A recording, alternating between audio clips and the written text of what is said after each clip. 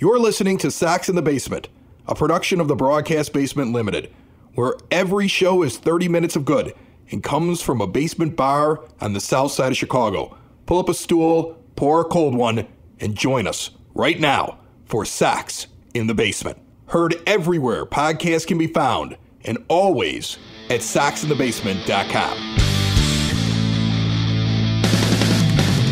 And welcome into Sox in the Basement. My name is Chris Lanuti, bellying up to my 9-foot homemade oak bar. Pour yourself a cold one. Sox in the Basement brought to you proudly, as always, by Family Waterproofing Solutions. You see their phone number, their details right on the label for Sox in the Basement on whatever podcast player you're using. On there is the phone number and also the website, famws.com. Reach out to them if you have any foundational issues or if you just need an estimate on some work you need to get done, from a window well to a sump pump to some massive thing. They can come out in person, look at pictures, do it by video, whatever you feel most comfortable with. I had them in my home. They were super safe about the entire thing. No pressure estimate. Great friends of the show, big White Sox fans, and a portion of the proceeds go to veteran and first responder organizations, famws.com. So the last episode, we sat back, we talked with James Fox. We went over the acquisitions that the White Sox made and what it meant for this team, and a little bit more has come out over the last couple of days. The show before that, on Saturday, I had a good friend of mine in to talk about Len Kasper. His name's Ed Siebert. He was on. He was a former program director of mine. We talked a little bit about the impact media-wise. And when we got off the air and we talked a little bit, Ed's a huge Sox fan. I've known him now for decades. And I was like, why don't you come back on the show?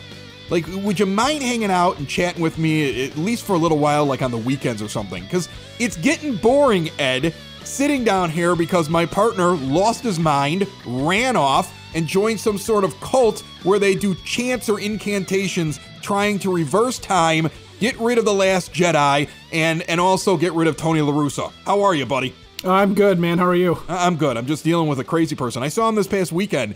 He'll hang out. He'll talk about anything. If you mention the White Sox, he starts screaming and puts his fingers in his ears. So I don't think that's a normal reaction. And I don't know when he'll ever sit down here with me again. So that's why I'm like, I want to sit with Ed and hang out. Yeah, well, I will say this. Sticking your fingers in your ears and screaming about the White Sox has been a normal reaction for periods of time in the team's history. Not this year necessarily, though. Yeah, well, you've met Dave. You know what I'm dealing with. So, yes, we've met. We've met. You and Dave have had a few beers. You know what I'm talking about. All right, so the Sox go out and they make the moves that they make at the beginning of these virtual winter meetings. And the take that I had from it, and I had it on the last show, go back and listen to it. James Fox kind of broke it down, our insider. And then the take I kind of put out on the internet, I put out something on Twitter, I think a day or so after, as it continued to sink in, is that the White Sox have indicated there is definitely a budget. It is a strict budget. And the talk that we heard about they're going to go out and spend and take advantage of the market and go kick everybody's butt in 2021 and beyond is not happening. They're going to be a small budget team. They're going to be about what they were last year. If you take the guys that they let go of into arbitration, the guys that they non-tendered, the guys that they waived, the guys that they traded away when you count Dane Dunning, and you put all those salaries together and what they were expected to make in 2021, you haven't spent all that money yet on the two guys that you acquired in Lance Lynn and now Adam Eaton back on the team. So it's in reality, you're not spending any money. You're just redistributing the money. And I put that out there and got a very visceral reaction from people, some of whom were just like, this team sucks, I hate Jerry, screaming, yelling, and then other people that were angry at me for just pointing that out because they thought it was too negative. Do you think that's negative for me to point that out? I think that's fact. No, I don't think it's negative at all to point out the fact that they are not going out in the market, at least not yet, right? We haven't seen George Springer, Trevor Bauer, Michael Brantley. We haven't seen them spend money on a premium free agent or a bigger name or somebody that's going to command a big multi-year deal. They made a trade. Everybody expected them to trade for Lance Lynn last year at the deadline. They expected that they were going to try and acquire him again this year, partially because he's cheap, partially because he's pretty good the past couple seasons. I mean, he's good, right? I mean, he's good. I don't think that he's a cheap out move.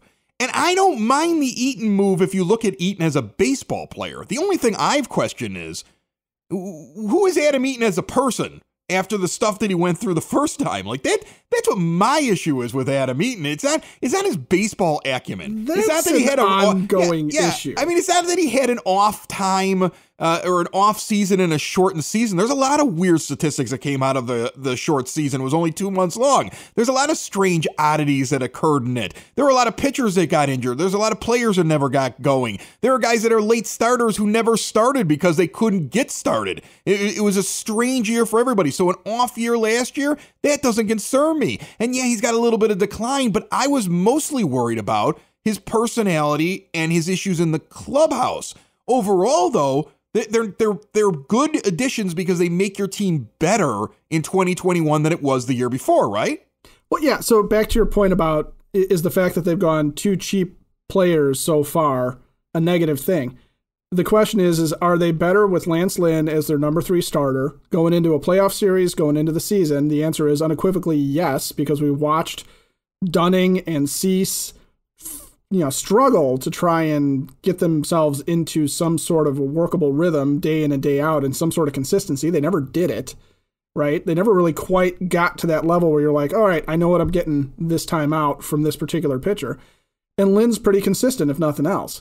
My biggest worry with Lance Lynn is once upon a time, the White Sox traded for a fat pitcher with number 1 upside, and it was David Wells, and it failed spectacularly. I don't think he's David Wells. They also traded for a power righty that, tends to sweat a lot on the mound. And that was Freddie Garcia, and we won a World Series with him. So, the Lance Lynn thing, I think his salary is just a benefit of that trade, the fact that he's cheap. Adam Eaton, yeah, shut up and play ball. We're good. If he thinks he's going to come in and take the clubhouse over, and he's going to be a guy that is going to impact how these young players come up through the system and all.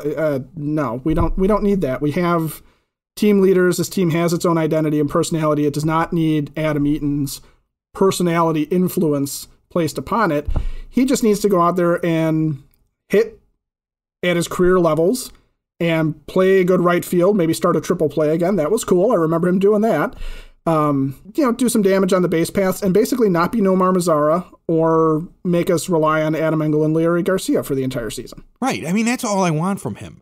But, and it's the thing. So overall, as a baseball move, he doesn't bother me. Like it's weird because it's also, we couldn't afford Michael Brantley. He wasn't going to fetch a ton of money. So that shows a very strict amount of money that Rick Hahn is working with. And that, I think, is the thing that scares Sox fans the most and has caused some of the, the ire that I'm seeing now out floating around in the White Sox universe. So I was taking a look on Baseball Prospectus about the White Sox payroll over the years. And I brought up their, beginning of the year and end of the year payrolls, according to Baseball Prospectus, ever since the year 2000. And the Sox have generally, with the exception of a couple of years right at the beginning of this century, sat right in the middle, 13th, 14th, have a couple of years where they're 11th or 12th in Major League Baseball. That's what they were. When they won the World Series and they were getting sellouts, they were top 5 payroll to start the year in 06, 07, and 08, and finished in the top 10, but a little bit lower down in those years because they weren't taking on extra payroll because, let's be honest, they didn't make any moves coming, towards the end of that season. They didn't make any more blockbusters. That's where their limit, but they were still a top 10 payroll. And they really were top 10 or just outside of it all the way until 2012.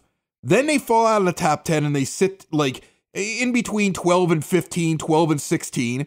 And then the rebuild begins. When the rebuild begins, they finished the next couple of seasons 26th, 29th, and 25th in Major League Baseball. So when Rick Hahn was saying the money will be spent, we all looked at it as, he was given a pool that would have let him continue to be the 16th highest, but he actually saved that money somewhere in a bank somewhere, and Jerry would give him that money now when it was the time. So we're talking about $100 million should have been saved during that time period, easily looking at their payrolls. $100 million should have been just set off to the side because Rick didn't spend it. But in reality, all they've done is they started 2020 with the 17th highest payroll in Major League Baseball, We're still waiting on what the exact number is at the end of the season. It has not been officially reported yet for 2020, according to Baseball Prospectus.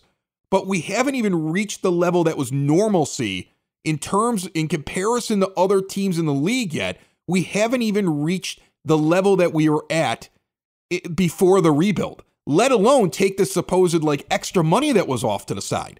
So now the question is, did the pandemic erase this magical bank that was off to the side, or was the magical bank never actually there? And I think that's where the cynicism of White Sox fans is when they hear they can't afford Michael Brantley, so they had to settle for Adam Eaton. I think that's right there where it comes from, where people get upset. You're right. If you can't afford Michael Brantley, is it because Michael Brantley is asking for way more money than he should at this point in his career? Or is it just that you're looking at it going, yeah, but there's this Adam Eaton over here that we could get for, a lot less, and it kind of does the same things. I mean, it's literally they're appliance shopping and they're looking at the top of the line stuff that's going to do everything you want it to do, and they're walking down the aisle going, well, if we give up a better batting average and better on-base percentage and a higher OPS, we can get this model, which is almost as good. So Adam Eaton can wash, but he can't wash on heavy duty, something like that. I get muscle aches all the time. I've gone from being able to do whatever I want to and not feeling any pain to basically getting pain for any kind of physical activity. Good news, there's a local family-owned Southside business that provides a CBD topical that will not break the bank. Creaky Bone Balm offers concentrated relief for creaky bones. It is an effective hemp-based CBD in a rejuvenating balm. And guess what? It's made in small batches, always free of preservatives, and all natural ingredients. It's great for muscle aches, tension, inflammation, joint pain. You can even use it for skin ailments like burns and dry, cracked skin. Right now, go to creakybone.com and use the promo code BASEMENT. Get 20% off your order. Whether it's physical activity or off-season stress, Creaky Bone's gonna help you out. Use that promo code BASEMENT, 20% off your order right now at creakybone.com. I don't think they're done adding. I think that they've pretty much said that. I mean, Rick Hahn is essentially saying, well, we only have so much to spend, so we have this cap on what we can spend, and I would rather spend it in other areas. So there's other moves. They're clearly going to go after Liam Hendriks. That seems to be something that they're trying to do right now. I actually kind of looked at Hendriks compared to Colomé. There's a difference. I mean, Colomé is a guy who's got definitely a closer's whip. He sits right around one guy on base every inning. He had a 1.036 in 18, a 1.066 in 19, and last year a 0.940 whip. He doesn't put a lot of guys on. That's what you need out of a closer because can't put guys on if you're going to try to get through that final inning. Hendriks, over the last year in this shortened season, so 2019 and then also 2020, in 2019, a 0.965 in a full season is his whip, and in 2020, a 0.671 whip. He's barely putting anybody on. His fielding independent pitching was a 1.14 in 2020 and a 1.87. So he's clearly a higher level of pitcher. Now, Colomé's been doing it for a while, and he's also actually had more years where he's proven that this is what he is. But Hendriks, over the last couple of years, has become a superstar. If the idea is we saved money in right field because we want to have a shutdown closer who's going to save 45 games for us, that when we hand it to him at the end of the game, we know that's a win. We're bringing out one of the best in the game, so we're going to overspend there. So because of that, because we're in a budget, we're going to spend less in other areas. If the idea then is to say, okay, we know Andrew Vaughn is going to eventually be our DH, but we don't want to put it on a guy who hasn't been above single A at the beginning of the season. So we need to sign another bat, but we don't want that bat to be stuck on our payroll for a few years. So this is why. So we have to move some money around. We got to sign another guy. If there's pieces that still need to be done, if it's going to be Jose Quintana as the 4 starter, because I still think this team needs another starter, and the idea is we're doing what we're doing in right field because I still have 3 or 4 more pieces that I know I need to put into this team. to give more consistency and to be there in case somebody gets hurt during the season. I mean, look at Texas. We just got Lynn from Texas. They started off with Kluber, Minor, and Lynn as their big three to start off 2020. That didn't work out. Nope. So it could just as easily not work out for us. So you don't want to just rely on three and then we'll just figure out everything in the back end. So if Hahn is trying to be pragmatic and there are more pieces to be brought in, and so he's trying to stretch his dollar to the most pieces that are consistent, that he at least knows on their worst year, he's going to get X, Y, and Z out of them, then I'm okay with this. All right? I'm not happy that Jerry's not spending all the money, but I'm okay with this. If this is it, I'd be furious. But I think I'm okay with this if there's more to come. Well, there's a difference between being frugal and being shrewd with moves versus being cheap, right? So to your point, they bring in Hendricks because Hendricks is, a lockdown closer, the likes of which, at least on paper, Colomé is not. And there's a valid difference between those two to jump off on a side tangent here. Hendricks is the classic power pitcher, strike you out. I don't want you touching the baseball type of a closer. You see this? You see this? You see this? It just hit the catcher's glove. Like he's that guy. Right. Yeah, he's the guy, it's the leg kick and pop. That's it. That's all. You don't even see it. Colomé, by his own admission, is trying to twirl the ball up there and get you to pop out, ground out weakly. So he is going to get guys on. He's going to let a guy, squeak one through the infield every now and again. But you're paying for that premium. You're paying for, to draw a parallel to 2005, you're paying for the Bobby Jenks, I'm going to blow you away, and you got to pay top dollar for that unless you can find it off the scrap heap in the minor leagues. So yeah, if they sign Hendricks and that costs them a lengthy, expensive deal, then saving money on Adam Eaton versus Michael Brantley, saving money on the Lance Lynn trade versus trying to throw money at, say, Jake Odorizzi or something like that over a course of a couple years makes all the sense in the world, and that's Rick Hahn being a smart GM. If Rick Hahn stops at Adam Eaton and the Lance Lynn deal and says, well, look at how much better we are with a number 3 starter who's established and a proper major league right fielder, and didn't I do a great job? The answer is going to be, no, Rick, you didn't do a great job. But I agree with you. They do need another starter. Michael Kopech looks great. Michael Kopech's coming off of Tommy John. I don't even think he starts in the majors. I think the idea is there's no reason to rush Kopech. I mean, think about it. The guy hasn't thrown a pitch in a game at the major league level in years. And yes, he has the talent, and yes, he can still work out, but I don't think he's even in the rotation to start the season. I think the smartest thing you can do as a team is have him come out, do spring training with no pressure to make the team, and then if you need to have him go down in AAA for a month or two and actually work through game situations until they actually count, that's okay because you're giving Cease a next run with a new pitching coach. So they need to get another pitcher, first of all, I think. But I'm not concerned about winning the division. I want my team to be good enough to beat the Dodgers in the World Series because that's what really matters. And as good as we are right now, are we able to beat the Dodgers? If we suffer an injury to this season to a piece on this team, can we still pull through and make it to the postseason and get past some of these good teams in the American League Central? Can we get past the teams that are spending money? And let alone the Dodgers, what if the Mets go crazy and show up and beat the Dodgers and we face them in the World Series? What about the Padres that keep getting better? I'm not worried about beating the Royals. I'm not worried about beating the Tigers. I'm not worried about beating the Indians. I'm not even worried about beating the Twins. I'm not worried about beating 80%, 90% of Major League Baseball. But to be a champion, you have to be able to send out a viable, good, high-end pitching staff, a lineup with almost no holes in it, play great defense, get a couple of breaks, and have a shutdown closer when you walk in, and then maybe you win a championship. And that's what we're talking about now. And I think fans are trying to defend the organization, sitting there saying, well, we're good enough.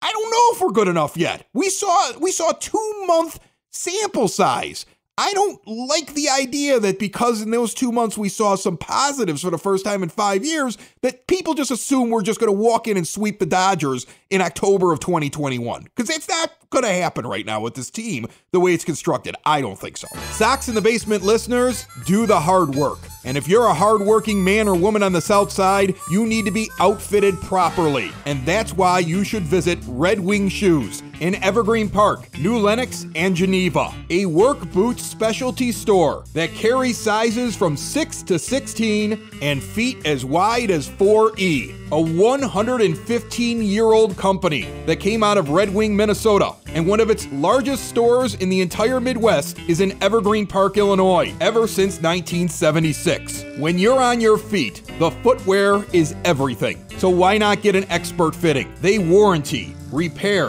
and offer free conditioning with laces. And they also carry Carhartt work clothing as well. Located at 3347 West 95th Street in Evergreen Park, Illinois, at 208 East Maple Street on Route 30 in New Lenox, or at 1749 South Randall Road in Geneva. Visit them today. You work hard. You've earned it. Red Wing Shoes.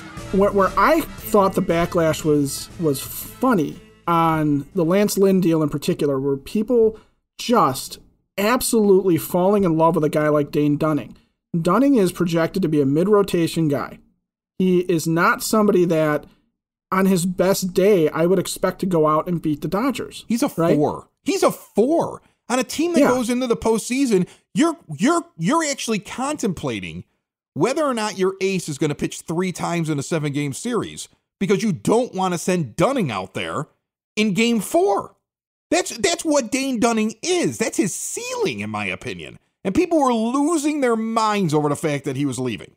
And that's the problem is that I a lot of the fandom that I'm interacting with are sitting here saying these guys have arrived. They've got Andrew Vaughn as an absolutely perfect example of a major league designated hitter. Vaughn hasn't hit in AA or AAA yet. Vaughn hasn't done anything professionally to warrant that kind of trust, and you're talking about going and winning a World Series. Do you want Andrew Vaughn up with 2 outs, bottom of the 9th, Game 7 of the World Series, or do you want George Springer in that situation? Or do you want Michael Brantley in that situation? Or do you want, dare I say, Chris Bryant in that situation, or Kyle Schwarber in that situation? I mean, there's so many guys that you would sit there and say, look, this guy's out on the market, and I would rather have Eddie Rosario right now than Andrew Vaughn because I know what Rosario is on a major league level, not on a college level, not on a low minor league level. And if you're setting your expectations that high, you've got to go with what's established and what's known. You can't fall in love with the prospects to that level. And some of these guys are not going to pan out the way we thought we were. So far, it's been pretty good, but you know, I think you can look at Nick Madrigal and tell me if Nick Madrigal is a major league second baseman right now, because I can't figure that out based on the small sample size last year. Yeah, it's been working out really good, but there's an awful lot of guys it didn't work out with. We talked with Jordan Lazowski from Sox on 35th about minor league guys a few episodes ago, and we were going through like just 3 years ago what the White Sox top prospects were. There were names on that list that everybody was like going gaga for, like he'll be up here soon. Blake Rutherford was the 4th highest prospect on his team after Luis Robert, Michael Kopech, and Eloy Jimenez had joined the system. He was 4th after them. So, I mean, like, the idea that sometime that all these guys are going to do well, like the idea that Andrew Vaughn is just going to skip AA, do 2 weeks in AAA, be here by mid-April, and sit in the 4th spot and hit 40 home runs. Stop drinking paint thinner. This is like yes. Not even the Kool-Aid. It's strawberry paint thinner right. Is what you're drinking at that point. It's paint thinner and it's mixed with like, a Red Bull with a splash of strawberry. Okay, but stop drinking that. It's going to kill you, and it's killing your brain cells already.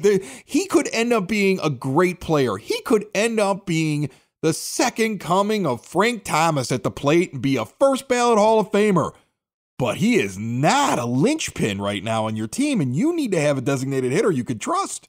You need to have. There are more pieces you need to go out and get, even if it's just for the first few months. You need to go get those things, and we keep forgetting that the teams that win not only have stars, and they not only have good defense, good pitching, they have depth. When the Dodgers lose 2 starters, they got 2 guys that have been trying to bang on the door to get to the major leagues for 3 years that finally get their chance. We don't have that. Well, you want a good example of exactly how the Dodgers outclass the White Sox in that situation? Yeah. Jock Peterson is the guy that has to step in when Cody Bellinger or somebody else goes down. Jock Peterson is a depth piece on the championship Dodgers. We have seen the White Sox talk about him as a key middle-of-the-order bat for them and their starting right fielder if only he can hit lefties. Jock Peterson is a guy that the Dodgers are willing to do without because he's like their 4th or 5th outfielder. He's their backup first baseman. They just give him a lot of at-bats because they rotate these depth guys through to keep him going. Right? Jock Peterson is the Adam Engel of the Dodgers outfield. That's what he is. So stop telling me that we just have to add this little piece here and this little piece here. Yeah, we can do that, and we can win the American League. We can win the AL Central. We can win the ALCS. We could find a way to do it. You know what? Ball could bounce the right way. But you want to, if you want to compete with the Dodgers, if you want to go out there and you want to beat the best of the best, you still have other things you need to add.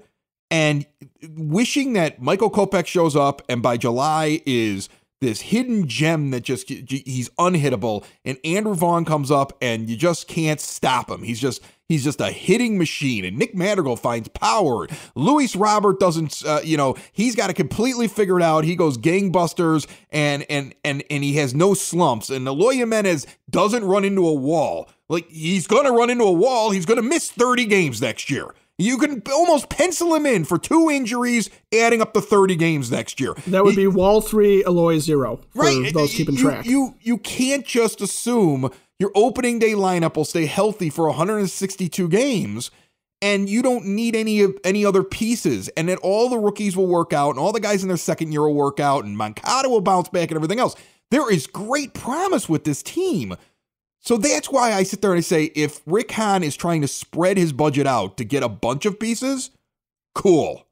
If this was it, pitchforks and torches. Like, that's where I'm at right now. And the good news is that in an analysis standpoint of where we sit right now as we're talking about this, there are still a lot of good names out there. And there are a lot of guys that he could still go out and get, you could have Jose Quintana manning the 4th spot in your rotation. That I want James Paxton. See, here's the thing. Now go out and shock everybody and get James Paxton. He's barely getting talked about. The Yankees aren't interested. James Paxton could miss like 4 or 5 games this year, and that's when Kopech gets to come up from AAA, or Cease gets back in there after Kopech's taken his job. But if you have the depth you keep telling me with Cease and Kopech and even the emergency start of Reynaldo Lopez that we're destined to have to watch at some point this year, okay? Yeah, he's coming out of the pen to make a spot start. Or Jonathan Stever comes up to start a game or something like that. If you have that kind of depth and you have a 1-2-3, imagine Paxton as your 4. Because as long as he plays 80% of his starts and he's ready for the postseason, now you scare the Dodgers. Now the Dodgers are like, crap, here come the White Sox. Those are the moves that need to be made at some point when nobody sees it coming. It can't just be what we're doing right now. This hopefully is a base before something else happens. Yeah, and you need to have the ability to, within the season, to have some of these guys come up and fill in. Think back to 2005 and just ask yourself, how many starts did Brandon McCarthy make that year? More than we probably care to remember in terms of his contribution to the 2005 White Sox, right? Right. And he was a guy that was probably, looked at the same way as we're looking at Cease. Maybe not that kind of ceiling, but he was that major league ready guy that was supposed to be the 4th starter. They almost put him on the 05 playoff roster. Remember, the argument was whether or not it was going to be El Duque or him. Yeah. One of them was getting left off. Imagine if they would have screwed up that decision. Oh, my God. Can you imagine McCarthy coming in Boston? That would have been over. We could have had a completely different memory of 2005 with just that one decision. Yeah, we would have been listening to Chris Berman wistfully talking about the Red Sox reign as champions as though some, emperor was finally stepping down. The Red Sox were down 2-0, but after this inning, I can see them winning this in 5. It would have been brutal. And Yes. now that illustrates your point directly. The year you went to the World Series, you had plenty of starters and you had a hot young rookie that could have been your 5 starter at the beginning of the year. Did you stop there or did you go out and get an El Duque?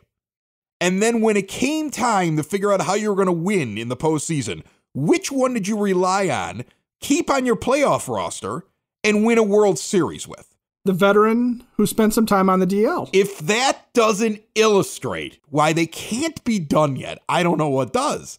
If Andrew Vaughn hits his way into the lineup, yes, absolutely, 100%. Put him in the lineup. That's exactly what you want to have happen with your rookies. Have Right. him beat some guy who's established. Have him beat a known quantity. So like I said, if that's the plan, lay down the base, but you still have to go fix these things, great. I'm telling you, Liam Hendriks gets signed to the show, high fives all around.